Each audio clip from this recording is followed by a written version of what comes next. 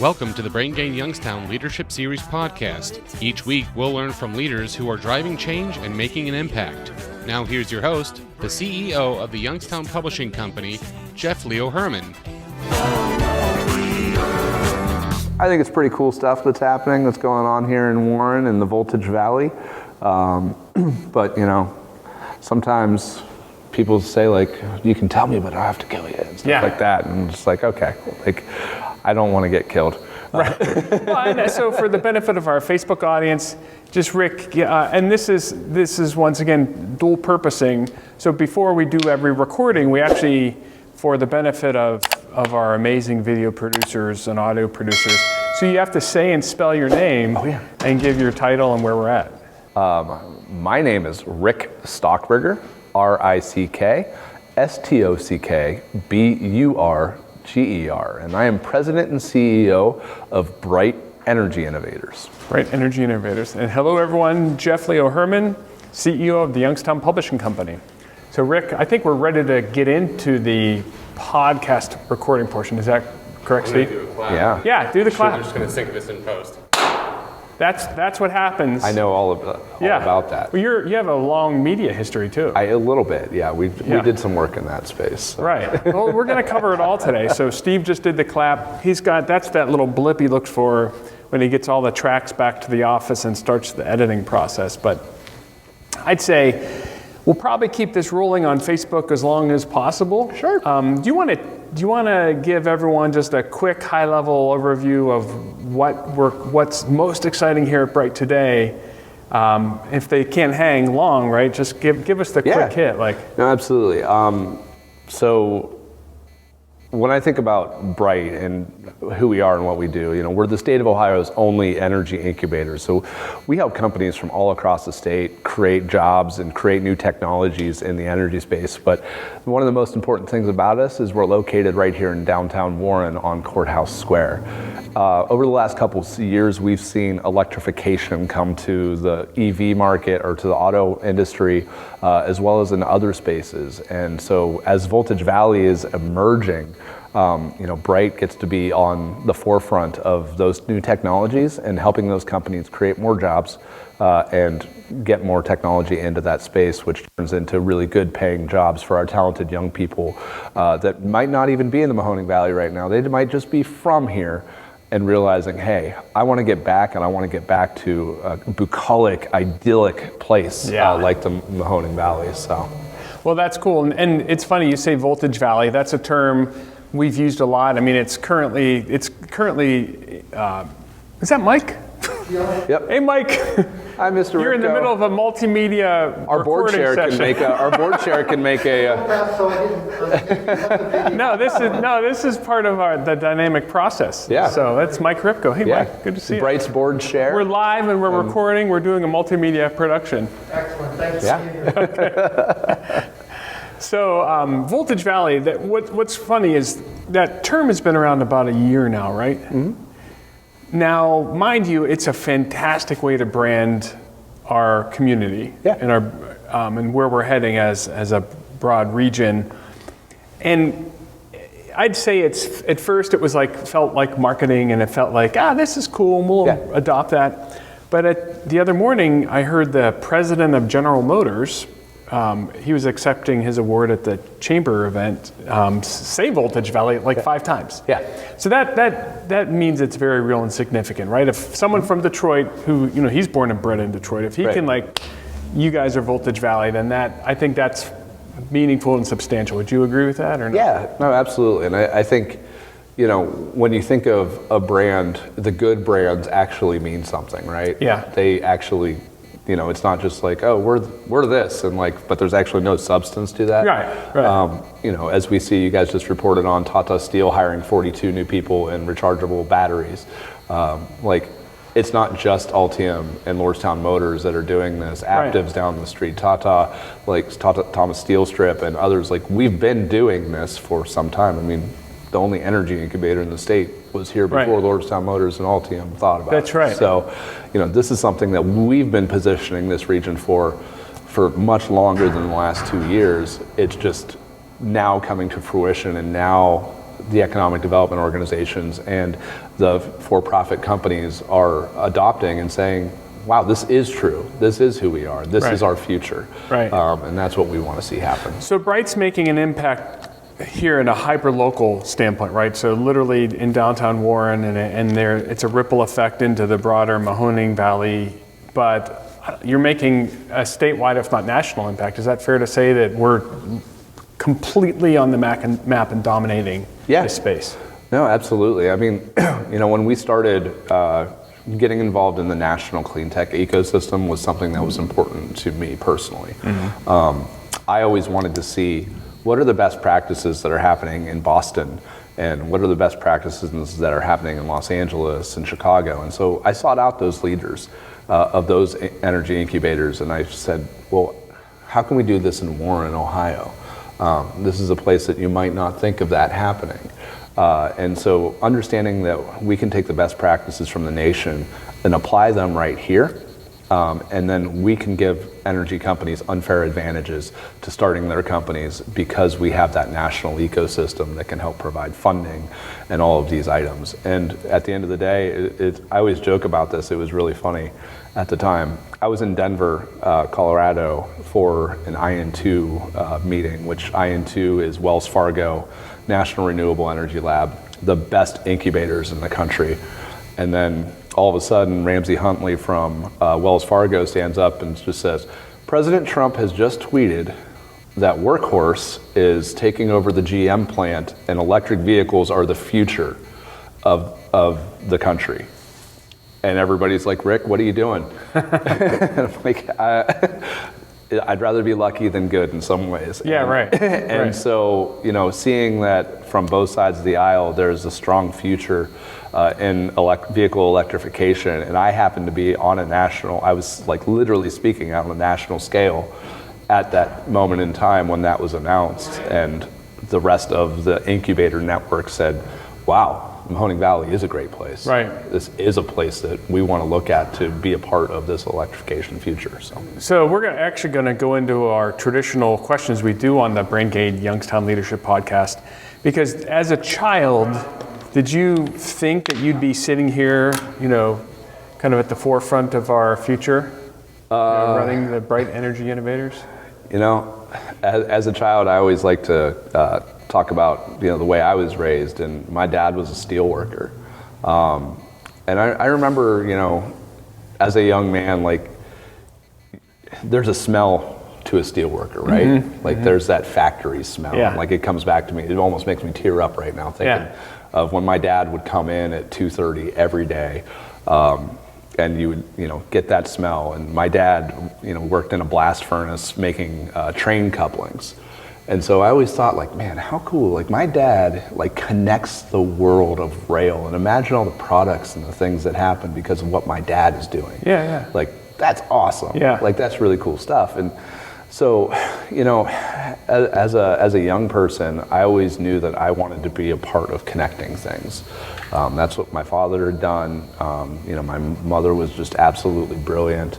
And that's what I always knew that I wanted to do, and then what I found out that I was good at, except for while my dad was making physical train couplings, I realized I was good at making connections. I was good at networking. I was good at these things. And then I also just had this unbelievable attachment to this region. And so after high school, I was one of those many kids that went to college for a year and was like, I'm not quite ready for this.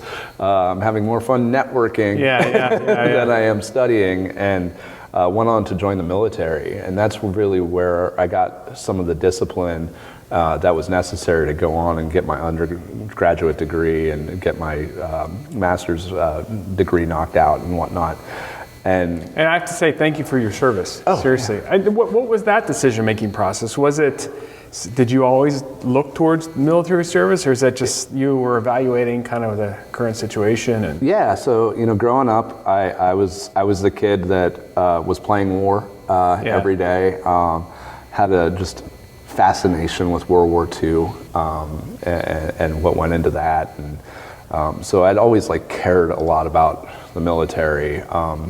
And being raised in kind of rural Ohio, we grew up surrounded by farms. I worked on farms all my life. It was just kind of a natural, like, if you don't figure out how to be a farmer and you don't figure out how to go to college, military is a really good way to go figure it out. Right. Yeah. Right. No, you're right.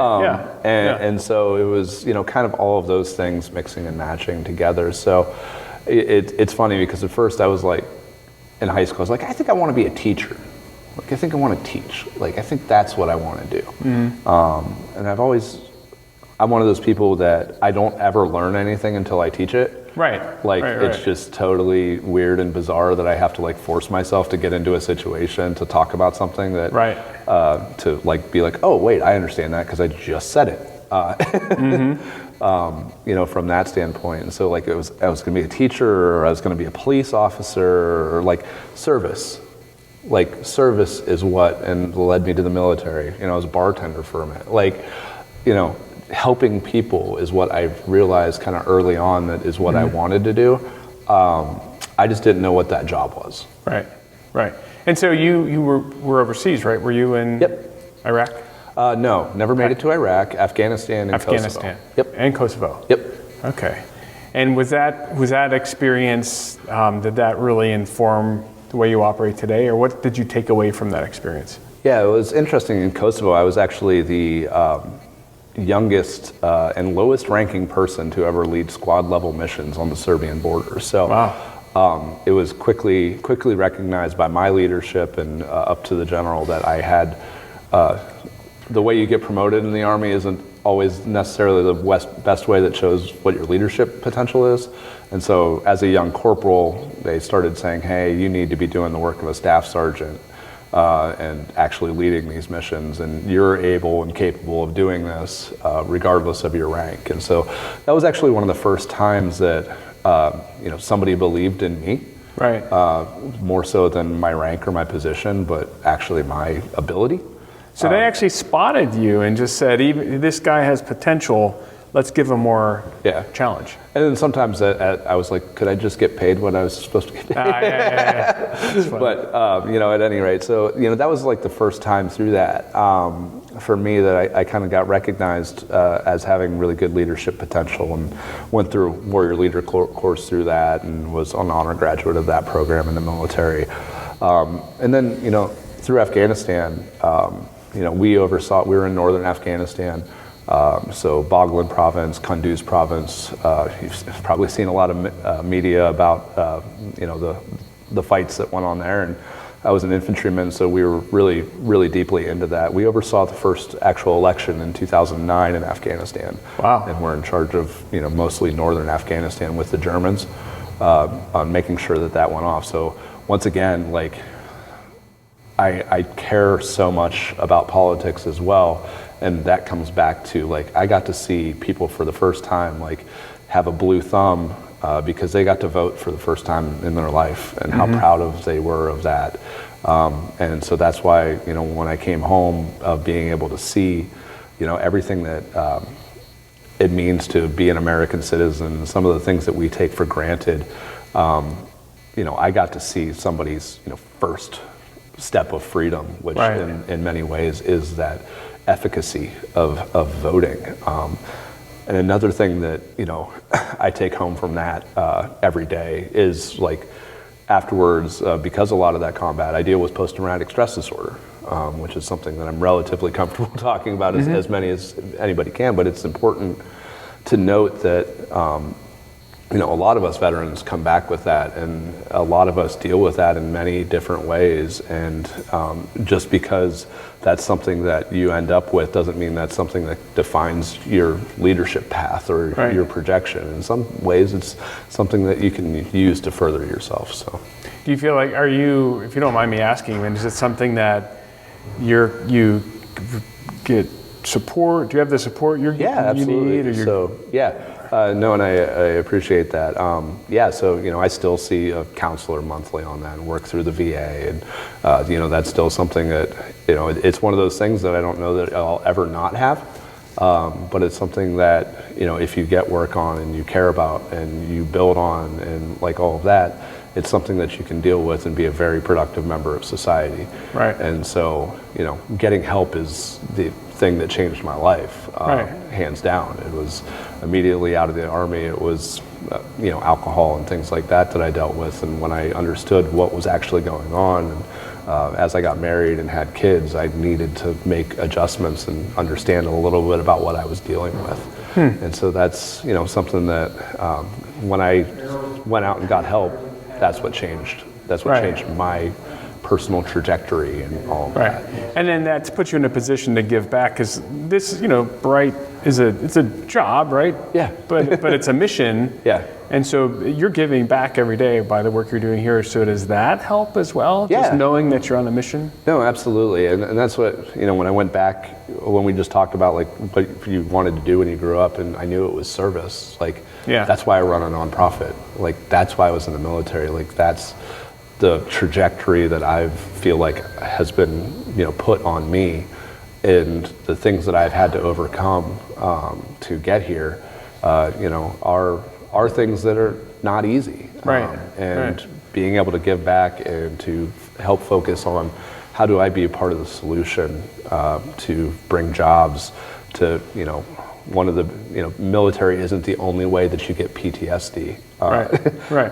There's a lot of people out in our community that deal with it undiagnosed every day. And so there's many ways to deal with that. And, I think helping create good paying jobs for folks is something that can help, on that trajectory. Right. Wow. Rick, this is impactful stuff. This is, as long as I've known you, right? And I see you a fair amount. It's cool to have the opportunity to kind of go this deep. Yeah. Because that's, it's the benefit of having a chance to sit down and have a long form conversation. I want to shift gears, leadership style and philosophy. So what's it take? You have a lot of stakeholders, right? There's Yeah. a lot of stakeholders in the community, people that are forward-looking, people maybe that are holding on to certain things. I mean, how do you, because energy and new methods of, basically creating things, there are often winners and losers, right? Yeah, absolutely. That's that's a capitalism, winners and losers. So what leadership style do you have to kind of drive your mission? I always think, and I tell this story a lot, but one of the most influential stories in my life, actually going back to my love for World War II, was Major General Charles Canham. And, this dude at the time was a captain, and he went with his unit, overtook a German bunker, had somebody a much larger unit that he overtook with some fine soldiers, and at the end of the day, the Germans ended up surrendering, and a much higher ranking German officer than him ended up surrendering. And so one of the things that German officer said during when he was getting ready to surrender was asking around, like, what are your credentials? Like, who am I to be surrendering to you? Right. As you're much lower ranking than me and stuff like that. And Charles Canham looked back at his soldiers and said, these are my credentials. And so that's something that I've always taken to heart, that it doesn't matter what Rick Stockburger does in this position or, from that standpoint, are the companies that we're working with creating jobs. Like, what's the real metrics of what we're doing? And those are my credentials. My team, everybody that's here that's just so amazing and performs at such a high level all the time, those are my credentials. And so when it comes to a leadership style, it's not pointing to myself or anything like that being right. It is pointing to real data, it's pointing to real jobs, it's pointing to real people that are experts in the space. The only thing I can do is highlight their voices and help amplify them. And then at the end of the day, the decisions will be informed.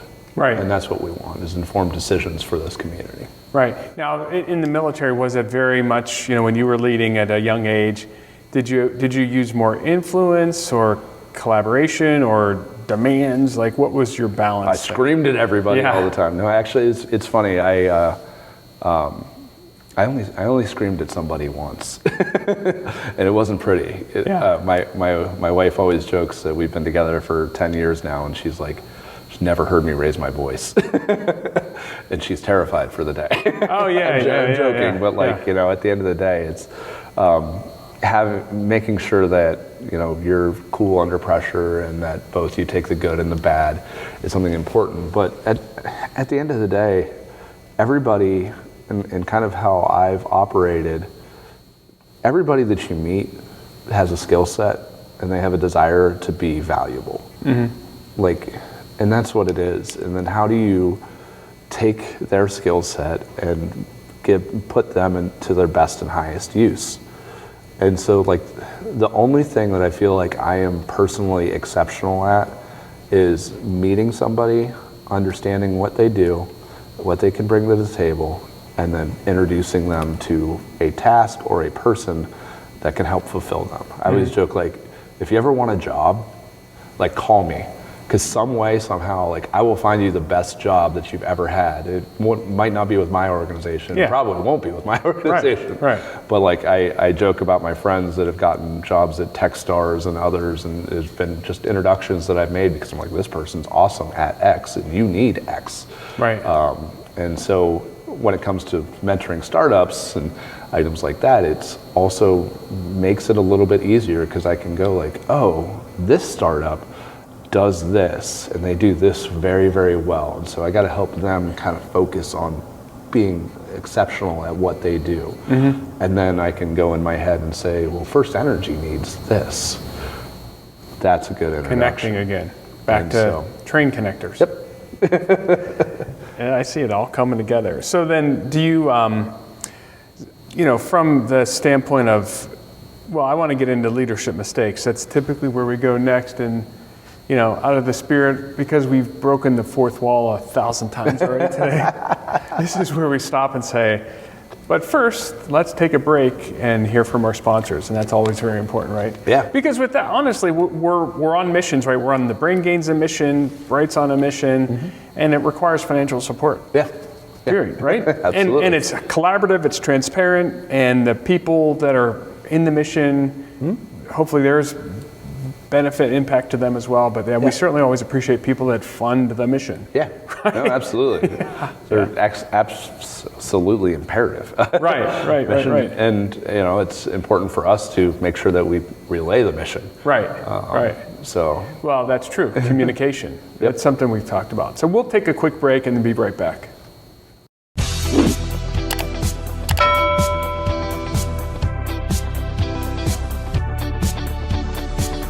The Brain Gain is a collaborative effort, and we'd like to thank our headlining sponsors, including Farmers National Bank, Sweeney Chevrolet Buick GMC, the Mahoning Valley Manufacturers Coalition, and Southwoods Health. Also included are Eastern Gateway Community College, PNC Bank, the Moransky Companies, the Mahoning County Career and Technical Center, the Youngstown Business Incubator, Simon Roofing, the DeBartolo Corporation, Youngstown State University, and Junior Achievement of the Mahoning Valley.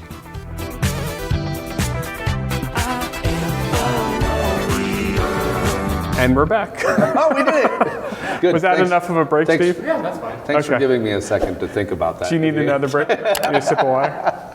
And Steve, this is all staying in. Sure. Yeah. Dead serious. That's fine. Less editing for me. No, you're serious. Yeah, I'm trying to make your job easier. Yeah. Seriously. All right, so given just the history and this podcast is as much about learning who people are and how they tick, and sharing maybe opportunities for learning. What leadership mistakes have you made, and what can you share that was really instructive and maybe made you change the way you do things? Yeah, I've never made a mistake, Jeff. Ever. Good, I've just been like a perfect leader, just like perfect Christians that are out there. Like we're all just absolutely holier than perfect. thou. No, I make mistakes every single day. And so it's interesting that you ask that because I'm like, what's the biggest mistake that I've made? And I don't know if I think you and I have kind of similar personalities in a way, but sometimes I get extremely excited about an idea or something, and I don't go back to my basics of customer discovery and like, you know, what actually makes an idea tick is, once again, stakeholders, bringing them in and understanding. And so, as some people say, I can get out in front of my skis a little bit. Sound familiar, Steve? So we're right here. Yeah. and so, you know, with that said, you know, there's been in some of the companies that I've helped start even before this, you know, getting out in front of the skis. I oftentimes, you know, I'll find myself doing a ton of work, frankly, for free. Because like I'm so committed to a good idea and getting it back, and then I never actually figured out like what the payment model is, which is good for running a nonprofit. So I found my home. Here, because I can, you know, get funders on the back end of it. But when I was running for-profit companies, like that was something that I was like, oh, I'll start running down this path, you know, really, really fast, and we'll get there and we'll innovate and all that. And I'm like, I forgot, like, who's going to pay for this? Who's this actually providing value to other than what I think is cool? No, it's true. I mean, so there's ideas, you're passionate about ideas, and then kind of when is the right time to check on the economic impact, right? Or when, you know, can we afford this? Can we fund it? Can we do, you know, we have a huge idea, well, what if we scaled it back by half and paid for it? or maybe not do it. You know, and that's something I think that, you know, I'm kind of the same way. It's great ideas, we're making an impact. Oh shit, we can swear on a podcast. I think we can swear on a podcast. We can swear. Shit, you know, how do we just make good decisions based upon data? And a big input to those decisions are financials. Right? But being mindful of that. But at the same time, like, very few people have ever made a great innovation by looking at the financials. Like, at the same day, like at the same time, you know, Simon Sinek, Start With Why. Like, these exciting things that happen come from people like you, and come from, you know, people that get out in front of their skis. It's at what point are you going down the hill too fast? That you need to put the brakes on a little bit, because at the end of the day, if you stay extremely conservative with every decision you make and you look at the financials, like, sometimes the market hasn't developed yet. And sometimes you could be the person to develop that market if you're trailblazing a little bit and you get some people behind you, you know, and get some people drafting you, and, you know, then things can really happen. And so, you know, from that standpoint, you know, that's exactly what it is. Well, that's what boards and collaboration, right? That's really where that comes to play, right? Is here's the mission, here's the vision, here's what you see, and then bringing people along to see the same thing. I do feel like, though, like I answered that question like I was interviewing for a job, and I'm like, the worst part about me is actually this really good thing. My worst mistake is this is this good thing about me. I just worry too much with attention to detail. You know, something like that. So, you know, I actually want to try to answer that question a little bit better, and, you know, worst mistake that I have absolutely ever made was not trusting. And, you know, I'm a big believer in Reagan trust, but Ronald Reagan trust but verify, and all of that gets, my daughter's named Reagan. But, you know, I had a season in my life, and a lot of it had to do with my post-traumatic stress disorder and all of that, like, you know, being hyper vigilant of who's around you and what their intentions are, and like, you know, I definitely went through a season of that, and there's plenty of reasons for it, but man, did I make a lot of mistakes during that period. It was only when I realized, and I think the biggest thing that, you know, I've come to realize is there's like actually very few people in this world that want to see you fail. I mean, there's a huge portion of people that just don't care if you fail, or just there's not on the radar or something. But like, you know, I definitely went through a season of like everybody wants to see me fail, which put a huge chip on my shoulder and led to some of my success. But at the end of the day, like, I was miserable. Yeah. And so, you know, I think going through the PTSD thing and getting help in that perspective, like, really opened me up to go, like, just trust people. Right. They'll prove whether or not they're trustworthy. But Right. Well, most of them are. Is and that also, an MO? if they do something that is against what you're trying to accomplish, Then they're out. Well, they don't have to be out, but like, they might have something that's going on that they're not even paying attention to you. Boy, that's a whole, Yeah, like. No, I'm with you. I mean, assume best intentions. Yeah. Right? So assume and trust, right? And just assume we're all on the same page. If they violate the trust. Right. And then instead of, I jump to they're out, get them out. But maybe you're right, and this happens all the time. In their prioritization day to day of what's important to them, you know, it just might not be aligned. And often it's not that people are against something, it's out of alignment, it's just not on their radar. And I'm sensitive to a lot of, like, why isn't that person? Right. Well, I'm probably just not in their list of things to do, in their prioritization. They probably appreciate something to some extent, but it's way down that list. Right. Or like, I've got to make a decision in the next 30 seconds about something that I don't know who it's going to impact. I didn't think about Jeff. I thought, like, my mission, my organization, right now I need to make a quick decision that's going to impact us. That thing might ripple down and affect other people, and I think, like, some of the biggest mistakes was taking that stuff personal. That might have affected me down the hill, if you will. But it's also important, and, you know, I think we can talk about this generally a little bit, but, like, the difference between clean tech and fossil fuels and stuff like that, like, when I advocate for clean energy and items like that, like, I'm not actually one of those people that's advocating against fossil fuels. I'm one of those people that's saying, like, the best economic outcomes that we can have, the best highest paying jobs that we can have are in this future of clean technology that we are seeing come.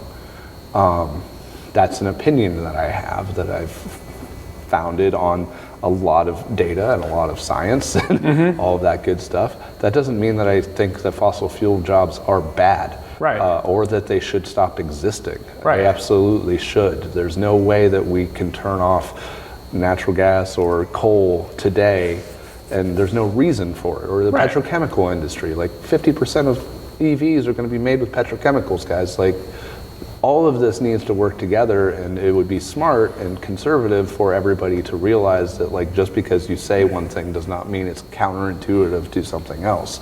We have to raise, especially in our region and in our economy, the best ways that we can provide good paying jobs for talented young people. Like, I moved here because I think my 4 and 6 year old have a really good shot at getting educated here and creating a job that is fulfilling and something that they can do for the rest of their lives, and they don't have to move to New York. I want to be a part of that solution. That's why I work for Bright. So then, that's an interesting point you bring up. So do you feel like, so would you say, broadly speaking, that clean tech, like Bright, is defined by a commitment to clean tech? Is that the no, we do have companies that are in fossil fuels. So it's I would say 95% of our portfolio is in clean technologies or recyclable technologies and items like that. We're defined by the market. The most research that's happening in the state and in this region, and the new technology that's coming out, is in clean tech. Like, that's where the market has told us as a nonprofit that we need to support. We absolutely, if somebody comes in with a new fracking idea or something like that, if we're in a position to be able to help them to create jobs and economic impact in this region, then absolutely we'll help them. So then, what are you most excited about specifically? You're very close to this, and our audience is probably watching and observing and reading what's happening, but what, like, the tangible things you can say? I mean, I know we have, you know, obviously Altium Cells, $2.3 billion project, 1,500 jobs, TJX, Lordstown Motors. You know, there's that, and not just Lordstown, right? That's just that part of, you know, Trumbull County and the border of Mahoning. So Anything specific you want to share on like kind of exciting things coming up? Yeah, man. Yeah, so we were talking about it yesterday, actually. Yeah. I kind of briefly mentioned it, but one of the best things that we can do as a community is to reach out to people that were born and raised here and then have gone on to do amazing things other places, and understand that like this is a great place to raise your kids. Like this is a great place to go biking and you can go skiing in the winter just down the road, and like there's a super high quality of life here. Right. Like we have all of the amenities that people wish that they had everywhere else. And just to clarify, yesterday Rick and I were on a call or a Zoom meeting. It was a networking, right? Yeah, it was like Clubhouse, but on Zoom. It was like Zoom Clubhouse on Zoom. And it was a partnership between Ohio X, which is a nonprofit organization committed to technology and innovation, and Tech Columbus, but it was people from all across the state. The 3 Cs, right? Cincinnati, Columbus, Cleveland.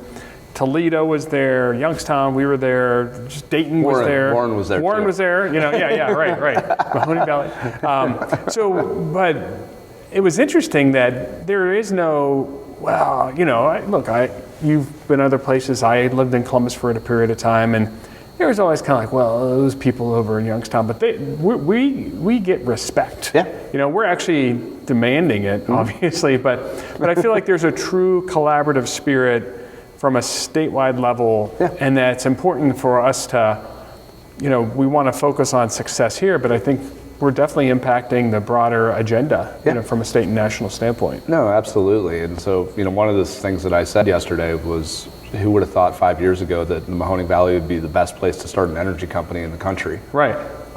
I don't know that we're officially there yet, but I work every day to make this the best place to start an energy company in the country. Yeah. And you're getting calls from? So, speaking of people that are, from here and moved on, there's a company called PCK. We've just prepped our warehouse for them to move here. And so they're moving from Austin, Texas, to come locate here in Warren, Ohio with their new space age technology. It's a roofing technology that, basically makes it so you only have to have ambient temperatures inside of a building. So huge defense opportunities with them, and they were able to receive a $10 million appropriation.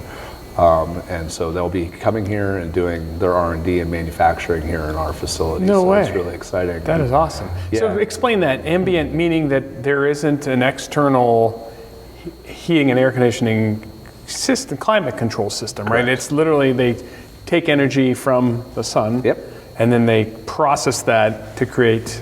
So basically how it works is in the summer when it's really hot in places like Afghanistan that I fondly remember being 120 degrees and wearing 40 pounds of gear and carrying around a rifle and then going inside my tent that was 150 degrees. Basically what it does is it lets the good radiation through from the sun and doesn't let the hot stuff go. So it'll basically bounce back the heated radiation, and so it'll stay whatever the temperature is outside. It'll stay in the building, so it greatly reduces the need for HVAC in either direction, specifically cooling. Wow. So, Wow. And once again, this we just talked about, capitalism, winners, losers. Not that HVAC. This is not going to kill the HVAC industry. Not at all. It's mostly for military purposes where, you don't have HVAC. Right, right. Well, out in the middle of, places without the infrastructure. Wow, that's fascinating. Yeah. Any other companies? And then we just signed a client engagement letter with a company called Czar Power. Tony Frazone is the CEO of that. Went to Field High School down the street here. Ended up serving in the military for 10 years as an officer, and Czar Power just won the Mass Challenge in Massachusetts and Boston.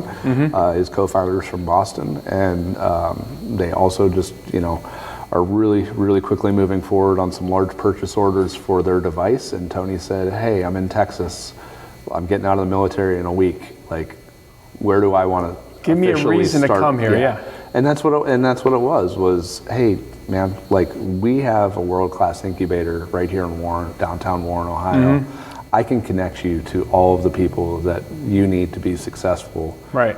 And you can do it at home in a place that, you can send your kids to school and grow, a really great community. Grow in a really great community, and honestly, a workforce that's second to none as far as manufacturing capabilities. Absolutely. And then thinking of like other items for their product of like additive manufacturing and things like this community has kind of all the things that you need to be future facing. And so Czar Power is producing a very cool device that actually enables DC fast charging. Solar inversion, so solar inverter, and a couple other items in their box that basically, is a partnership opportunity to put a bunch of things that need to go in your house. Once you want to charge your electric vehicle, you want to put solar on, and the big thing about it is those systems cost anywhere from $25,000 to $30,000, and Tony and his team figured out a way to do it for between 5 and 10. He's consolidating like 5 pieces of equipment or something. Yep. Yeah, I saw those plans. I talked to him, one of those people you meet on LinkedIn, right? Yeah. You might have been the person to send them to me. I think I did, actually. So I'm happy that... You did it. No, Jeff we did it, right? But that's a value of really connecting with people on technologies like Clubhouse. You just never know who you're going to meet. No, and like I said, that's 2 companies that through Clubhouse that we've added to our portfolio here at Bright, and we think is going to have great economic impact for the Mahoning Valley. So. No doubt. Do you have, do you feel like this has all been positive news? Are there any barriers in our way? Are there things you need to break through, people you want to challenge? Asking me that question? Yeah, I challenge people all the time. No, that's interesting. I think the biggest thing that we need to do as a community is align. We need to look at what our best and highest use cases are as a community, and then how do we make it really easy for companies to grow, for companies to relocate, and all of that. And I am so excited for the Chamber's new leadership with Guy Coviello. Can't say enough good things about that decision. The guy's a rock star. And so looking at the Chamber's leadership and Eastgate with Jim Kinnick and Mike Rupko that works there as well, YSU, and obviously Jim Tressel and Jennifer Odo and MVMC. And so at the end of the day, a lot of it is just resetting the table. That's what we need to do as a community. And maybe there's a Voltage Valley line that says, all right, these are our roles and responsibilities for Voltage Valley and for bringing e-mobility to the valley or growing it to the valley. There's additive manufacturing that YBI leads and says, hey, these are the things that we're learning with America Makes and the NCDMMs of the world. And this is how the Mahoning Valley attracts and grows meaningful businesses in that space. And we all partner with the Chamber and get in one economic development line to really grow this community in a meaningful way. Some of it's, just the general, let's make it easy for when a company comes in and say, we have all of our agreements with sewer, gas, water, the all utilities, that stuff. Infrastructure, and all of this stuff plays into a meaningful role. But as a community, what I want to challenge us to do is to look at us as a community and not just individual organizations, or municipalities or anything. Like the Mahoning Valley, the Voltage Valley, the Additive Valley, whatever we want to be when we grow up. Let's pick it, let's work together, and let's make sure everybody benefits. Absolutely. Well, that sounds like a great place to end. Rick, is there anything that we left off today? Anything you wanted to share? Something else I probably could have dug a little bit more for that you're like, oh, you didn't ask me about. No, I mean, I told everybody about my mental illness. I think we dug as deep as we can. This was great, and I'd say this is we did kind of only scratch the surface here today. I mean, honestly, there's a lot more to share. So I appreciate you being on the podcast. I appreciate you every day, just in all the work you're doing, and the team here at Bright Energy Innovators. And it's an exciting future here in Voltage Valley. So thanks so much for everything that you do. Yeah, well, I appreciate it. And, I think the most important thing that we can have as a citizenry is well-informed citizenry. And thanks for the Business Journal and all the work that you do to make sure that that estate is strong here in the Mahoning Valley. So I appreciate you. Oh, I didn't silence my... Well, thank you so much. Thanks, Rick. Ding. That wasn't planned. That's the end. And cut. Awesome. Okay.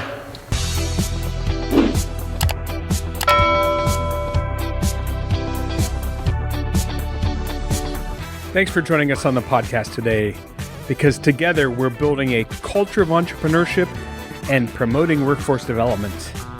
So if you like what you heard, please share it with a friend and leave us a rating or review on your favorite podcast player.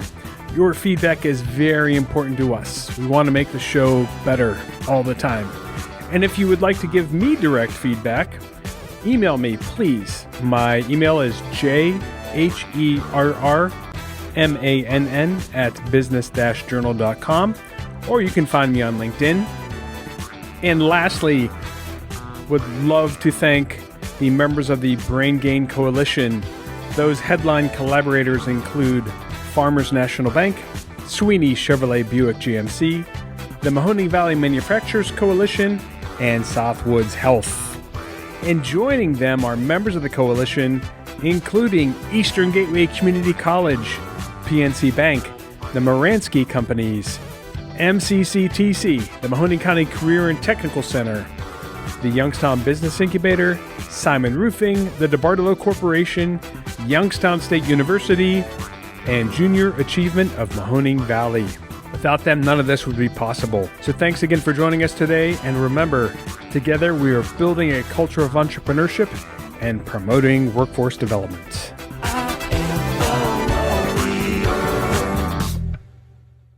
Thanks for watching the video. Be sure to like, subscribe, and hit that little bell for notifications. And also make sure to connect with us on Twitter, Facebook, and LinkedIn. For all of your business news, visit businessjournaldaily.com. For all of your arts and entertainment news, go to afterhoursyoungstown.com.